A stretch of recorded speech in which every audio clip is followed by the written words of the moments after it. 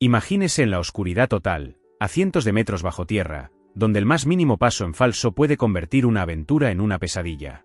Hoy le contaré dos historias aterradoras que tuvieron lugar en las profundidades de unas cuevas, donde la emoción de la exploración se convirtió en tragedia en cuestión de segundos.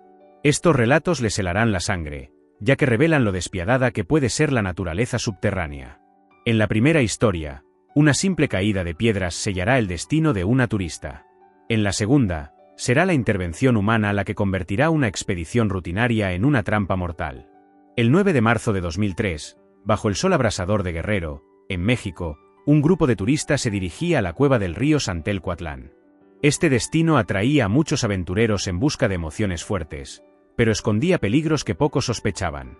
El grupo era típico de estas excursiones turísticas improvisadas, visitantes mal equipados, guiados por lugareños que, aunque conocían los pasos, nunca habían recibido formación en seguridad. Estos guías habían aprendido el sistema de cuevas por experiencia, transmitiendo sus conocimientos de boca en boca, sin comprender realmente los riesgos mortales a los que exponían a los turistas. La entrada de la cueva no era acogedora. Imaginen un cañón escarpado que se adentra en la oscuridad como una boca abierta lista para tragarse a los imprudentes. El descenso requería navegar por una pendiente traicionera, salpicada de rocas inestables y formaciones geológicas frágiles. Cada paso debía calcularse, cada agarre probarse antes de confiar en él. María Santos, una turista llena de entusiasmo, había elegido México para sus vacaciones, buscando precisamente este tipo de aventura que no podía vivir en su país.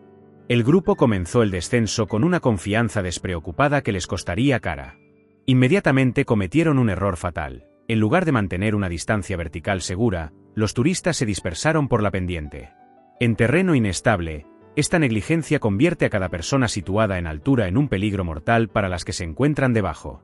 María avanzaba con cautela por la ladera, probando cada apoyo y comprobando la solidez de los agarres antes de apoyar todo su peso. La roca parecía sólida bajo sus dedos, pero en las cuevas las apariencias siempre engañan. Por encima de ella, otro turista hizo un movimiento que cambiaría el curso de toda la expedición. Quizás un pie mal colocado, un agarre que cedió o simplemente un desplazamiento de peso que alteró el delicado equilibrio de la pendiente. Sea como fuere, una roca se desprendió de la formación rocosa. Esa piedra, probablemente unos kilos de caliza que habían permanecido en su sitio durante décadas, se dirigía ahora hacia María como un proyectil mortal. La física de la caída de piedras es de una simplicidad brutal. Una piedra de unos pocos kilos se convierte en un proyectil letal cuando cae desde una altura. La gravedad la acelera a velocidades mortales en cuestión de segundos. El cráneo humano, a pesar de toda su resistencia evolutiva, no puede competir con varios kilos de caliza que viajan a velocidad terminal. Probablemente María nunca vio llegar la roca. En la luz tenue de la entrada de la cueva, con toda su atención concentrada en su próxima presa, no tuvo ninguna advertencia de la muerte que se abalanzaba sobre ella. La piedra la golpeó en la cabeza con la fuerza de un mazo lanzado con la precisión de una bala de francotirador. El impacto fue devastador. El golpe en la cabeza le causó un traumatismo inmediato que habría sido mortal por sí solo, pero lo que es peor, le hizo perder el agarre en la pendiente. Sus manos se soltaron de la pared rocosa y sus pies perdieron el apoyo en las estrechas cornisas. En un instante, pasó de ser una escaladora controlada a un objeto en caída libre, sometida a la misma física implacable que acababa de destrozarle el cráneo. La caída por el escarpado cañón de entrada fue una pesadilla de impactos repetidos y piedras que la aplastaban. El cuerpo de María golpeó la pendiente rocosa varias veces mientras caía hacia la oscuridad. Cada impacto añadía nuevas heridas al traumatismo craneal masivo que ya había sufrido. Los demás turistas observaron con horror cómo María desaparecía en la oscuridad de la entrada de la cueva. El ruido de su cuerpo golpeando las rocas resonó en el cañón, y luego se hizo el silencio, solo roto por el ruido lejano de las piedras que terminaban de caer. El guía que los había llevado a esa trampa mortal se enfrentaba ahora a la peor pesadilla de cualquier líder de expedición. Una turista había muerto bajo su responsabilidad, asesinada por peligros que debería haber previsto y evitado. Cuando los servicios de emergencia finalmente llegaron al cuerpo de María, confirmaron lo que todos ya sabían. La combinación del traumatismo craneal inicial y la caída posterior había sido mortal. Probablemente murió en el acto o en los minutos siguientes al impacto inicial. Pero esta tragedia no es nada comparada con lo que ocurrió en la cueva de Arnold Hollow. El 5 de mayo de 1997, el sol de la mañana apenas tocaba la entrada de esta cueva cuando 4 exploradores, Se preparaban para lo que creían que sería una aventura rutinaria. A las 9 en punto de Lancaster, su hermana Diane, su amiga de la familia Phyllis Nelson y el propietario de la cueva, John Nelson, se adentraron en la oscuridad con sus linternas frontales iluminando las sombras que tenían delante. John llevaba semanas emocionado con esta expedición en particular. En el fondo de su cueva, a unos 400 metros de la entrada, había frustrado. Más allá de ese estrecho pasillo, creía que le esperaba una sala de formaciones magníficas que ningún humano había visto jamás.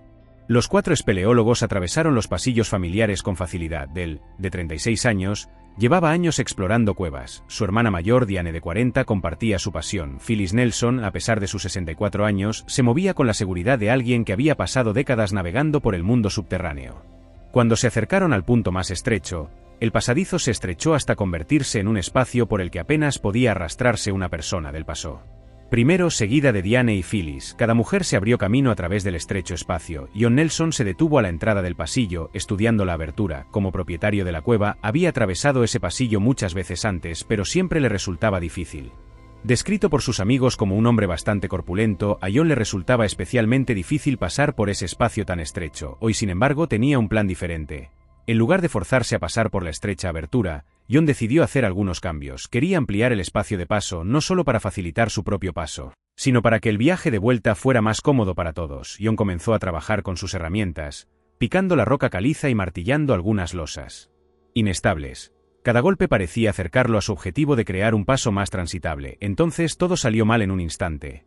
El martilleo había desprendido más roca de la que John había calculado.